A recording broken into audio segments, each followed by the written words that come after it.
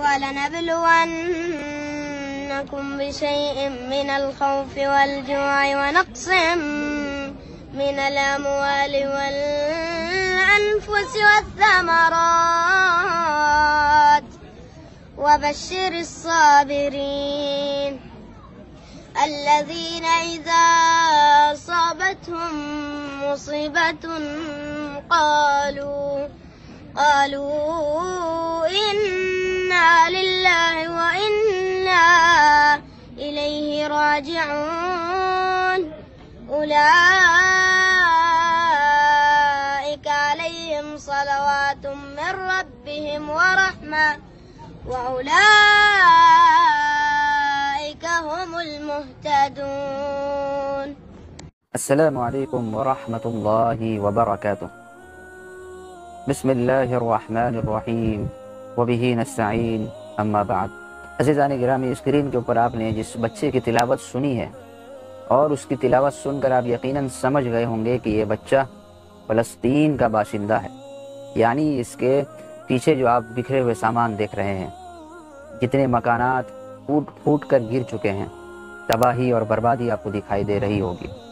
یقیناً اس بچے کے اندر صبر کا مادہ بڑا مضبوط ہے، اور اس بچے کے اندر ایک عجیب کیفیت ہے اور ایک تلاوت کے اندر ایک عجیب تاثیر ہے. اس کی تلاوت سن کر دوسروں کو ہمت ملتی ہے، حوصلہ ملتا ہے. یہ بچہ قرآن کریم کی اس آیت کو پڑھ کر اہل فلسطین اور جتنے لوگ اس قسم کی پریشانی میں مبتلا ہے، ہر ایک کو یہ موٹیویٹ کر رہا ہے. اس آیت کے ذریعے سے حوصلہ دے رہا ہے، ان کی ہمت افزائی کر رہا ہے. اس بچے کو سلام ہے، کیونکہ اس کے چہرے پہ ابھی بھی وہ تازگی اور وہ خوشی دکھائی دے رہی ہے. جبکہ ایسے ماحول میں لوگ روتے ہیں، ماتم کرتے ہیں، پریشانی میں مبتلا ہو جاتے ہیں، ان کے دماغ کام نہیں کرتے، کیونکہ ایسے حالات میں ہر انسان اپنے رشتہ دار کو قربان ہوتا ہوا اپنی آنکھوں سے دیکھ رہا ہے. کسی کے بھائی، چھوٹے بھائی، کسی کی چھوٹی بہن، کسی کے ماں باپ، کسی کے دادا دادی، ہر ایک اس کی نظروں کے سامنے سے اس دنیا کو چھوڑ رہے ہیں، اور وہ اس چیز کو دیکھ رہا ہے. کیا اس کے اوپر گزرتی ہوگی. لیکن یہ بچہ بڑا ہی باہمت ہے اور پوری دنیا کے مسلمان کو یہ بتلانا چاہتا ہے کہ نہیں، یہ ہمارے اوپر اللہ کی طرف سے امتحان ہے، یہ اللہ کی طرف سے امتحانات ہیں، اور ہم اس کے اوپر یقیناً کامیاب ہوں گے. قرآن کریم کے اندر اللہ تبارک و تعالیٰ نے سورہ بقرہ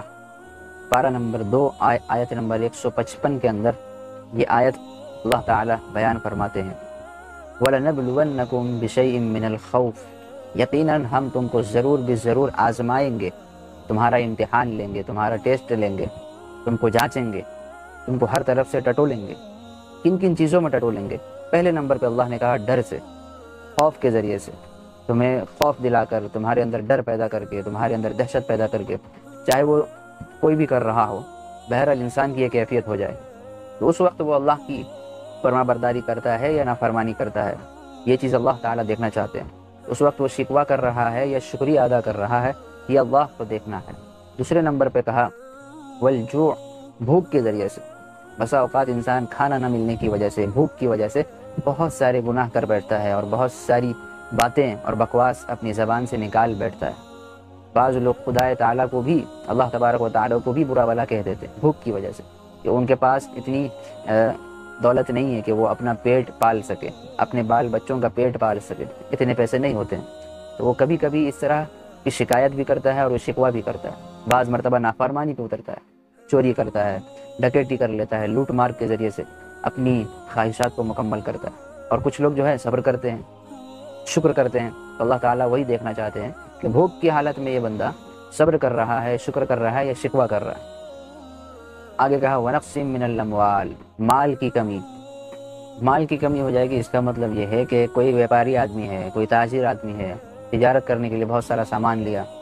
اور اسٹاک میں رکھا، لیکن کسی طوفان کی وجہ سے، شدید بارش کی وجہ سے سارا مال ہلاک ہو گیا. اب اس کے پاس کچھ بھی نہیں بچا، نہ کیش کی شکل میں کوئی مال اس کے پاس ہے، نہ ہی سامان اور اشیاء کی شکل میں کوئی مال اس کے پاس موجود ہے. اس وقت وہ صبر کرتا ہے، شکر کرتا ہے یا شکوہ شکایت کرتا ہے. اسی طرح آگے کہا والانفسی، جانوں کے ذریعے سے. یعنی گھر کا کوئی فرد واحد اس دنیا کو چھوڑ کر چلا گیا، کوئی آدمی انتقال کر گیا یا کوئی بیمار ہو گیا یا وہ خود بیمار ہو گیا یا ایسے امراض میں مبتلا ہو گیا جس کا کوئی علاج نہیں ہے، یا علاج ہے لیکن بہت مدت کے بعد وہ صحیح ہو سکتا ہے، تو ایسے حالات میں، بیماری کے حالات میں وہ انسان کیا کرتا ہے، اس کے ذریعے سے بھی اللہ تعالیٰ آزمائیں گے۔ پھر آگے کہا والثمرات، پھلوں کے ذریعے سے، یعنی کھیتی باڑی تباہ کر دے، کھیتی باڑی میں فساد واقع ہو جائے، وہ تباہ اور برباد ہو جائے کسی وجہ سے، اس وقت انسان کیا کرے گا؟ تو ان ساری چیزوں کے ذریعے سے اللہ تعالیٰ اپنے بندوں کو آزمانا چاہتے ہیں اور آزماتے بھی ہیں۔ تو اس وقت بندے کا کیا حال ہوتا ہے، بندے کی کیا کیفیت ہوتی ہے، اس کا کیا ری ایکشن ہوتا ہے، اللہ تبارک و تعالیٰ اسی کے ذریعے سے امتحان لیتے ہیں۔ اور آگے مزید یہ کہا وبشر الصابرین، اے نبی صلی اللہ علیہ وسلم آپ صبر کرنے والوں کو بشارت دے دیجئے، خوشخبری دے دیجئے، جو اس امتحان میں کامیاب ہو گیا اور اللہ کو راضی کر لیا وہ کامیاب ہے، اس کے لیے بشارت ہے، خوشخبری ہے، اور جو ناکام ہو گیا پھر تو اس کے لیے اللہ تبارک و تعالیٰ ہی آسانی کا معاملہ فرمائے۔ آگے کہا الذین اذا اصابتہم مصیبہ، یقیناً یہ ایسے لوگ ہیں، یعنی صبر کرنے والے، ان حالات میں صبر کرنے والے ایسے لوگ ہیں جو مصیبت کے وقت دل میں یہ سمجھتے ہیں کہ یہ تو اللہ کی طرف سے ہے، یہ اللہ کی طرف سے ہے، اور وہ یہ دعا پڑھتے ہیں انا للہ و انا الیہ راجعون، یعنی وہ یہ کہنا چاہتے ہیں کہ یہ ہماری جتنی چیزیں ہیں، یا یہ دنیا، یہ مال و متاع، ہر ایک اللہ تعالیٰ کی امانت ہے، اور اللہ تبارک و تعالیٰ جب چاہے اپنی امانت لے سکتا ہے، لہذا وہ ہم سے اپنی امانت لے رہا ہے، یعنی ان کی نظروں کے سامنے سے ان کی جائیداد، ان کے مکانات، ان کے گھر سب تباہ ہو رہے ہیں، اور ان کا پورا خاندان تباہ ہو رہا، وہ خود بیماری میں مبتلا ہے، زخمی ہو چکا ہے، لیکن وہ یہ سمجھ رہا ہے کہ یہ ساری چیزیں تو اللہ کی ہے، اللہ نے دنیا میں بھیجا تھا، اب اللہ تبارک و تعالیٰ اس دنیا سے واپس لے رہے ہیں، لہذا اسے کوئی رنج نہیں ہوتا، اسے کوئی غم نہیں ہوتا۔ تو اللہ تبارک و تعالیٰ فرماتے ہیں کہ ایسے لوگ مصیبت کے وقت دعا پڑھتے ہیں، کیا دعا؟ یقیناً یہ ساری چیزیں اللہ کے لیے ہے اور اسی کی طرف لوٹ رہی ہیں یا لوٹنے والی ہیں۔ اللہ تعالیٰ فرماتے ہیں اولئک علیہم صلوات من ربہم ورحمہ، انہی لوگوں کے اوپر ان کے رب کی طرف سے عنایتیں ہیں اور رحمتیں ہیں، مہربانی ہے انہی لوگوں کے اوپر، واولئک هم المہتدون، اور یہی لوگ سیدھے راستے پر ہے، ہدایت یافتہ ہے۔ تو یہ تو قرآن کریم کی کچھ تفسیر ہوئی۔ ہر انسان اس حالات سے گزرتا ہے،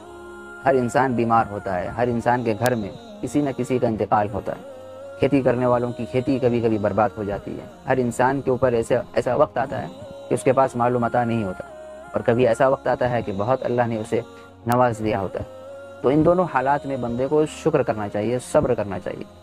اگر اللہ نے بہت نوازا ہے تو شکر کرو، اور اگر ایسے حالات آ گئے اللہ تعالیٰ امتحان لینا چاہتا ہے تو صبر کرو، اور امتحان میں فل مارکس لانے کی کوشش کرنا ہے، فل مارکس، 100 میں 100۔ تو یہ جو بچہ ہے فلسطین کا، اس کی بھی کچھ یہی کیفیت ہے، یہ بھی دیکھ رہا ہے کہ اللہ تعالیٰ ہم سے اپنی امانتیں لے رہا ہے، لہذا وہ آیتوں کے ذریعے سے یہ بتانا چاہ رہا ہے کہ ہمارے اوپر جو حالات ہے یہ اللہ تعالیٰ ہمارا امتحان لینا چاہ رہے ہیں، اگر ہم اس امتحان میں کامیاب ہو گئے تو ہمارے لیے بشارت ہے، خوشخبری، اور اگر یہ لوگ دنیا سے چلے جاتے ہیں تو یہ واقعی میں ان کے لیے بشارت ہے، یہ شہید ہو جائے، یہ شہید کا مرتبہ پا رہے ہیں، یہ ان کے لیے شہادت، ان کے لیے بہت بڑی بات ہے۔ کسی کو شہادت کا درجہ مل جائے، شہادت کا مرتبہ مل جائے، اس کا تو بیڑا ہی پار ہو گیا، اس سے تو خوشی اس مرتبے کو حاصل کر لینا چاہیے۔ لیکن اسرائیل کے باشندے اور اہل اسرائیل، یہودی، یہ ناپاک قوم، یہ ناپاک جماعت، اگر ان کا تصور یہ ہے، اگر یہ گمان کرتے ہیں کہ یہ بمباری کر کے اور اپنے آلات کا استعمال کر کے، اپنے ہتھیاروں کا استعمال کر کے ان فلسطینی مظلوموں کا جو ہے کریئر برباد کر دیں گے، آخرت برباد کر دیں گے، ان کی زندگی برباد کر دیں گے، ان کو نیست و نابود کر دیں گے، صفحہ ہستی سے مٹا دیں گے، یہ ان کی بہت بڑی غلط فہمی ہے، یہ ان کا غلط گمان ہے، ان کے دماغ میں بھوسا بھرا ہوا ہے، ان کو نہیں پتہ کہ اللہ تبارک و تعالیٰ ان تمام کو جن کو انہوں نے مارا ہے، اس دنیا سے جن لوگوں کو انہوں نے دار آخرت کی طرف بھیجا ہے، تمام کے تمام اللہ تبارک و تعالیٰ کی نظر میں شہید شمار کیے گئے، اور وہ ان کا خون زمین پر گرنے سے پہلے اللہ تبارک و تعالیٰ ان کی مغفرت فرما رہے ہیں۔ ان اندھوں کو پتہ نہیں ہے، یہ حقیقی دشمن نہیں ہے، اگر ان کو پتہ چل جائے کہ اٹیک کرنے سے، ہمارے حملہ کرنے سے یہ بندہ جنت چلا جا رہا ہے، شہادت کا مرتبہ پا رہا ہے، تو خدا کی قسم وہ کبھی اٹیک نہیں کریں گے۔ وہ کہیں گے نہیں، ایسے ہی لوگ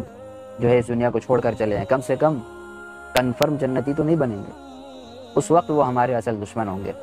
یہ ہمارے اصل دشمن نہیں ہے، جیسا کہ شیطان انسان کا کھلم کھلا دشمن ہے۔ ان الشیطان کان للانسان عدوا مبینا، یقیناً شیاطین جو ہوتے ہیں وہ انسانوں کے لیے کھلم کھلا دشمن ہے۔ یعنی شیطان کا مقصد صرف یہ ہے، شیطان کبھی ہمیں مارتا نہیں ہے، کبھی ہمارے اوپر اس نے وار نہیں کیا جسمانی، کبھی اس نے ہمیں اٹھا کے پٹکا نہیں، کبھی تماچا نہیں مارا، کبھی بندوق سے اٹیک نہیں کیا، کبھی ہمارے اوپر اس نے تلوار نہیں چلائی۔ کیوں؟ کیونکہ وہ جانتا ہے ان سب چیزوں سے کوئی فائدہ نہیں ہے، اصل فائدہ تو آخرت کا مسئلہ ہے۔ آخرت میں کوئی شخص کامیاب ہے یا نہیں، جنت کے لائق ہے یا نہیں، اصل کامیابی وہی ہے، شیطان کو بھی پتہ ہے۔ اس وجہ سے وہ یہی کوشش کرتا ہے کہ بندہ بس جنت نہ جائے کیسے بھی کر کے، اللہ کی رضا اسے حاصل نہ ہو، اس نافرمانی میں زندگی گزر جائے۔ یہ اصل دشمن اس کو کہا قرآن کریم میں۔ لیکن جو جسمانی طور پر اٹیک کر رہے ہیں، حملہ کر رہے ہیں، وہ تو بظاہر ہمیں شہید کر رہے ہیں، اور ہمارے لیے اس میں آسانی کا معاملہ ہے۔ اور اگر ہمیں کبھی فلسطین جانے کا موقع ملا تو ہم ضرور جائیں گے، دو نیت لے کر جائیں گے، یا تو اسرائیلیوں کو جہنم رسید کریں گے یا خود جنت میں اپنا قدم رکھیں گے، دو نیت لے کر جائیں گے انشاءاللہ۔ آپ تمام حضرات فلسطینی بھائیوں کے حق میں دعا کیجئے، اللہ تبارک و تعالی ان کی مدد فرمائے، غیبی مدد فرمائے، فرشتوں کے ذریعے سے مدد فرمائے، جس طرح اللہ تعالی نے غزوہ بدر میں تمام صحابہ کرام کی اور آپ علیہ السلام کی مدد فرمائی تھی، اسی طرح اللہ تعالی فلسطینی مسلمانوں کی بھی مدد فرمائے، اور جہاں تک ہو سکے اپنا احتجاج ریکارڈ کروائیں، چاہے سوشل میڈیا کے ذریعے سے ہو، چاہے